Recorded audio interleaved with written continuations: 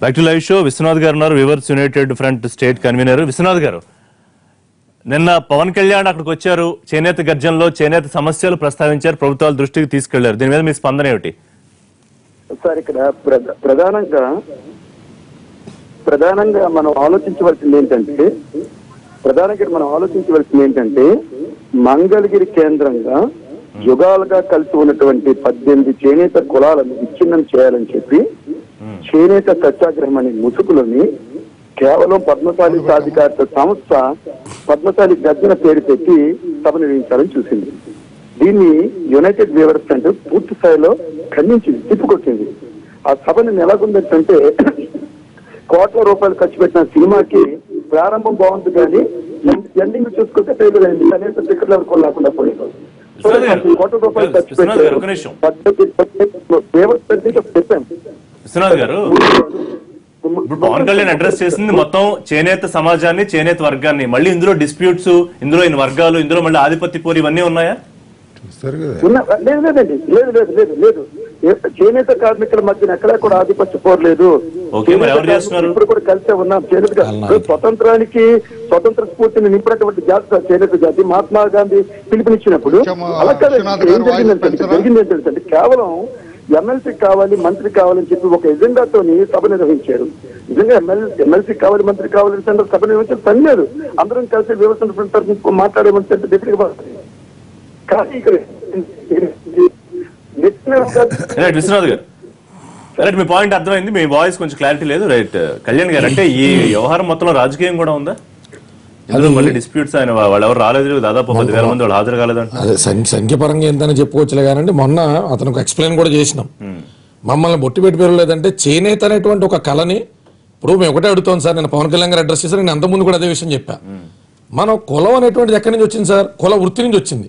వృత్తి రీత్యా వచ్చినటువంటి కులాలు ఆంధ్రాలో ప్రివేల్ అవుతున్నాయి తప్ప కులం రీత్యా మనం ఆపాదించుకున్నటువంటి వృత్తులు ఏం లేవు కదా. చేనేత అనేటువంటి కులాన్ని మనం, చేనేత అనేటువంటి కళను మనం కులపూరితంగా కాకుండా అందులో 18 కులాలు ఉన్నాయి. అందులో ఏ స్కెడ్యూల్ ఎవరు ఉన్నారో తెలుసు, మాకు అవగాహన ఉంది. కాకపోతే మమ్మల్ని అప్రోచ్ అయిన వాళ్ళకి మనం ఏ దిశగా కమిట్మెంట్ ఇచ్చినామంటే మీకు ఇలా ఉన్నది కాబట్టి నేను బ్రాండ్ అంబాసిడర్ కింద ఎండార్స్ చేసినప్పుడు సార్ వాళ్ళ అంతర్గతమైనటువంటి విషయాలండి, వాళ్ళ అంతర్గతమైనటువంటి విషయాలు. ఇప్పుడు అక్కడ మమ్మల్ని అప్రోచ్ అయినటువంటి వాళ్ళు వాళ్ళ లోపల ఏం ఆలోచించుకున్నారు, వాళ్ళ లోపల ఏం ఆశించారు, ఇన్ని రాజకీయపరమైన కోణాలు మేము చూడలేం. పవన్ కళ్యాణ్ గారు ఆలోచించిందల్లా నేనంటూ అక్కడికి వెళ్తే నాకు ఉన్నటువంటి హ్యూజ్ ఫాలోయింగ్ ద్వారా ఎవరినైనా ఇన్ఫ్లుయెన్స్ చేయగలిగితే, కొనుగోలు సమర్థత పెరిగితే ఒక పట్టెడు అన్నం 4 సార్లు లోపలికి వెళ్తుంది అనేటువంటి ఒక ఆలోచన తప్ప మాకు అందులో ఎవరు ఎమ్మెల్సీలు కాంక్షించినారు, ఎవరు ఎంపీల కింద కాంక్షించినారు, ఎవరు రాజకీయ మేము మొన్న కూడా వివరించాం సార్. యునైటెడ్ ఫ్రంట్ వాళ్ళు కూడా మేము రిక్వెస్ట్ చేసినాం, ఒకవేళ పవన్ కళ్యాణ్ గారు మిమ్మల్ని కలవలేదనేటువంటి అపోహ ఏదన్నా ఉంటే దయచేసి మీ యొక్క ఆలోచనలతో కూడా తీసుకుని రండి. ఇది వాళ్ళ ఒక్క సభ పెట్టి ఖండం చేసేటువంటి ఇష్యూ కాదు. బ్రాండ్ అంబాసిడర్ అని చెప్పారు. మీరు ఆ లోతైన విశ్లేషణ చూడండి. మా ప్రయాణం మీతో కొనసాగుతుంది. మధ్య మధ్యలో ఏదైనా ఇలాంటి ప్రాబ్లమ్స్ ఉన్నా you come back to us, we'll sit, we'll talk, we'll discuss. ఏంటి ఇందులో మళ్ళీ రాజకీయ కోణం ఉంటే అన్న చూడాల్సిన అవసరం ఉంది. ప్రధానంగా అక్కడ పద్మశాలి లీడ్ తీసుకొని సభ నిర్వహించినటువంటి ఇదేం పవన్ కళ్యాణ్ గారు ఆర్గనైజ్ చేసింది కాదు. వాళ్ళు ఇన్వైట్ చేస్తే ఈయన వెళ్ళారు. దాంట్లో 18 కులాలు ఉన్నాయా, సబ్ సెక్టర్స్ ఉన్నాయా, అవన్నీ పక్క విషయం.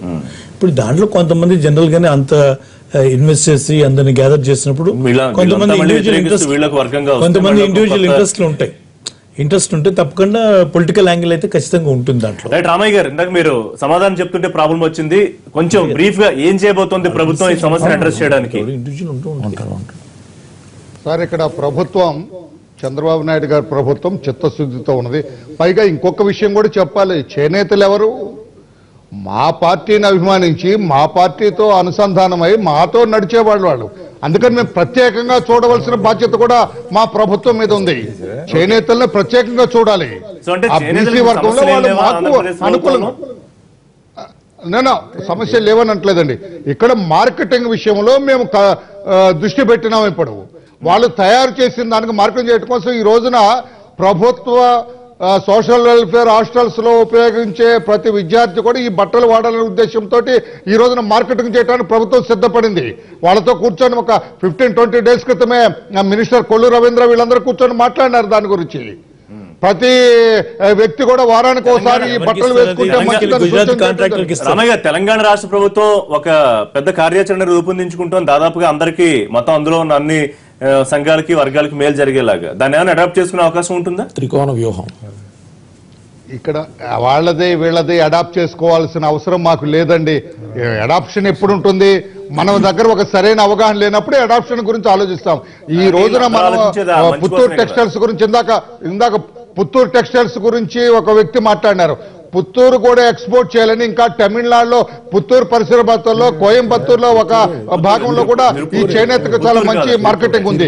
వీటన్నిటిని కూడా దృష్టిలో పెట్టుకొని వాళ్ళు తయారు చేసిన దానికి మార్కెటింగ్ కావాలా, తయారు చేయడానికి అనుకూలమైన పరిస్థితులు సృష్టించాలా, వాళ్ళకి కరెంట్ లో కూడా రిపేట్ ఇవ్వడానికి డిస్కౌంట్ ఇవ్వడానికి కూడా ప్రభుత్వం సిద్ధంగా ఉంది. వాళ్ళకి కావాల్సిన అన్ని కూడా వాళ్ళు తయారు చేసిన దానికి మార్కెటింగ్ చేయడానికి కూడా ప్రభుత్వమే ఈ రోజు వాళ్ళ మార్కెటింగ్ బ్రాండ్ అంబాసిడర్ గా మారుతుంది. ప్రభుత్వం చంద్రబాబు నాయుడు గారు ఇప్పుడు వాళ్ళకి బ్రాండ్ అంబాసిడర్, వాళ్ళ మార్కెటింగ్ కానీ వాళ్ళకి 4 డబ్బులు వచ్చి వాళ్ళ ఇబ్బందికరమైన పరిస్థితుల్లో చేనేత కార్మికులు ఉన్నారు అనేది నిస్సంకోచం అండి. అక్కడ ఎవరు వాళ్ళకి ప్రసాదించడం కోసం, మెరుగైన జీవితాన్ని ఇవ్వటం కోసం తెలుగుదేశం ప్రభుత్వం చిత్తశుద్ధితో ఉన్నది. తప్పకుండా మేము సఫలీకృతులు అవుతాం. తెలంగాణ ప్రభుత్వం వెరీ క్లియర్. రేపు బడ్జెట్ సమావేశాల్లో బీసీ కులాలను వారిని ఆదుకునే విధంగా, అందులో భాగంగా చేనేత కార్మికులకు కూడా ఆ కులాల పెద్దలను పిలిపించి అన్ని కులాలను కూడా సమీక్షించుకొని మీరే ఏ విధంగా చేస్తే లాభం జరుగుతుంది, మీరు ఏం కోరుకుంటున్నారు అనే అంశాలను మీరు ప్రభుత్వం దృష్టికి తీసుకురండి. తప్పకుండా మేము దానికి సంబంధించినటువంటి బడ్జెట్ అలొకేట్ చేసి అన్ని కులాలను కూడా ఆదుకునేటటువంటి పని చేయబోతున్నామని చెప్పి ముఖ్యమంత్రి గారు చాలా చక్కగా చెప్పినారు. తెలంగాణ రాష్ట్రం వరకు ఇట్లాంటి సమస్యలు ఏం లేవు కదా, అంటే కొంతమంది విభేదించడం, వ్యతిరేకించడం. తెలంగాణలో ఏ కులాలైనా అన్ని ఒకే తాటి మీద ఉన్నారు. నిన్న చేనేత కార్మికులను ముఖ్యమంత్రి గారు పిలిపించుకొని ఒక 6 గంటలు మాట్లాడి వాళ్ళందరితో కూడా భోజనాలు పెట్టించి అసలు మీ కష్టాలు ఏంది, మీ ఇబ్బందులు ఏంటి అన్ని మాకు చెప్పండి, ఏ విధంగా మేము బడ్జెట్ కేటాయించాలి, ఎట్లా ఆదుకోవాలి, ఏం సహకారం అందించాలి అనేది ముఖ్యమంత్రి గారు క్లియర్ గా వాళ్ళతో చర్చించారు. అదే విధంగా బీసీ అన్ని కులాలను కూడా పిలిపించుకొని మాట్లాడుకొని రేపు జరగబోయేటటువంటి బడ్జెట్ లో కేటాయింపులకు అత్యధికమైనటువంటి ప్రాధాన్యతను ముఖ్యమంత్రి కేసీఆర్ గారు ఇస్తాం. వాళ్ళు సమస్యలు ఆయన ప్రస్తావించినప్పుడు వెంటనే రెస్పాన్స్ వచ్చింది ప్రభుత్వం నుంచి. మరి వాళ్ళు రేపు వస్తుందని ఏమైనా ఎక్స్పెక్టేషన్ ఉందా ప్రభుత్వం నుంచి? 100% అండి. ఎందుకంటే మేము సూచన ప్రాయంగా చేసినటువంటి అంశం ఏదైతే ఉన్నదో ఆ సూచన ప్రాయమైనటువంటి అంశాన్ని వారు పరిగణలోకి తీసుకుంటారని, మళ్ళీ మా ఆఫీస్ తరపు నుంచి కూడా పవన్ కళ్యాణ్ గారు కూడా దాన్ని పరిశీలించి ఏమేం ప్రివెంటివ్ మెజర్స్ తీసుకుంటే బాగుంటది, ఏమేమి అమలు చేస్తే బాగుంటది, ఈ రకమైనటువంటి టెండర్లు పెరగకుండా మీకు ఇందాక మనం చెప్పుకున్నట్టే చర్చించుకున్నట్టే ప్రపంచ స్థాయి కాకుండా దేశీయ స్థాయి వదిలేసి ప్రపంచ స్థాయి మార్కెట్లోకి మనం అడుగు పెట్టడానికి కావాల్సినటువంటి ఏంటి, ప్రభుత్వం ఎట్లాంటి చర్యలు తీసుకుంటే వాళ్ళ జీవనోపాధికి బాగుంటది. కేసీఆర్ గారు తీసుకున్నటువంటి నిర్ణయం ప్రశంసనీయం. అంటే అమలుకి వెళ్ళినప్పుడు ఏమవుతుందో మనకైతే తెలియదు, కానీ త్రికోణ వ్యూహంలో కనీసం నెల వచ్చేసరికి 15,000 రూపాయలు 15,000 రూపాయలు ప్రతి ఒక్కరికి రావాలనేటువంటి అద్భుతమైన ఆలోచన ఏదైతుందో ఆ దిశగానే మా రాష్ట్ర ప్రభుత్వం అయినటువంటి టీడీపీ కూడా పరిశీలించి కనీసం ప్రతి నెల కూడా 10,000 రూపాయలు 15,000 రూపాయలు సగటున ఒక కళాకారుడికి వచ్చే విధంగా ప్రయత్నాలు చేస్తే బాగుంటుందని మాకు ఆలోచన. సార్, బిఫోర్ కన్క్లూడింగ్ 2 minutes ఆయన ఒక వారసత్వ రాజకీయాలు ప్రస్తావన తీసుకొచ్చారు. దానికే వ్యతిరేకం కాదు, కానీ నాయకులు అంటే వాళ్ళైనా మీలోంచి నేను నాయకులను నేర్చుకుంటానని ఇక్కడ అన్నారు. మన అమెరికా వెళ్ళినప్పుడు కూడా చెప్పారంటే ఆయన వ్యూహం ఏమై ఉండొచ్చు, ఈ నాయకులను ఎట్లా ఆయన పిక్ చేసుకుంటారు? పార్టీ నాయకత్వం వేరు, పార్టీ ప్రమోట్ చేసే ఎమ్మెల్యేలు ఎమ్మెల్సీలు వీళ్ళు వేరు. ఇప్పుడు ఆంధ్రప్రదేశ్ చూస్తాను, లేకపోతే తెలంగాణ చూస్తాను. తెలంగాణలో ప్రభుత్వం ఎవరి చేతిలో ఉంది?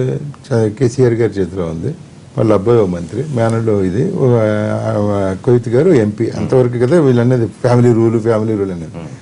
బట్ మిగతా వాళ్ళందరూ ఎవరు?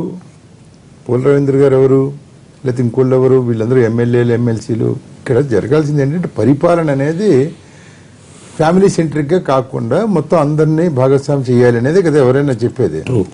ఇప్పుడు పక్కన చూస్తే ఆంధ్రప్రదేశ్ చూస్తాం. ఇప్పుడు ఇంకా రేపు పొద్దున లొకేషన్ కూడా మంత్రి అవుతాడు. అప్పుడు ఫాదర్ సీఎం ఈయన మంది వీళ్ళిద్దరే కాదు కదా.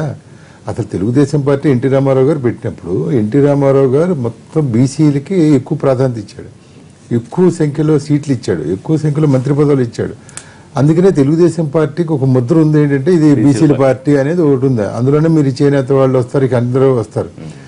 ఇది ఆ నడవడిక ఎలా ఉంటుంది అనేది అది ఇంపార్టెంట్. వారసత్వ రాజకీయాలు అంటే ఇవాళ మరి ఉన్న ప్రాంతీయ పార్టీలు కానీ జాతీయ పార్టీలు అంటే కాంగ్రెస్ పార్టీలే ఇవాళ వారసత్వంలోకి వెళ్ళిపోతుంది.